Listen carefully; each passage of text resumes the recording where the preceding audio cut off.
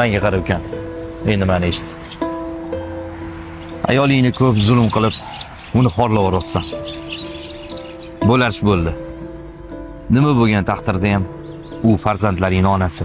Aka, erkak kishini qo'pol qilib aytganda kallasini chotin orasiga tiqib yuboradigan narsa.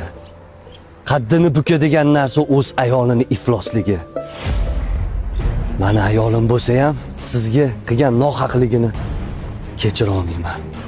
Men u bilan ajrashaman. Endi shoshma.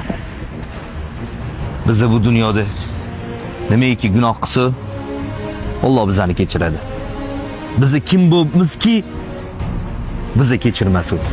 Yoki bu dunyoda tirik yetim bo'lib arosatda yurgan farzandlar kam deb o'ylaysanmi? Yo'q. Men hayot ekanman. Jiyanlarimni tirik yetim qilib qoldirmayman. Rahmatli ota-onamiz tirik bo'lganlarda edi. Ular ham xuddi shu gap gapirishgan bo'lar edi.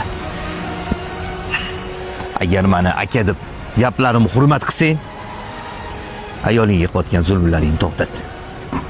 Xo'p. Rahmat sizga.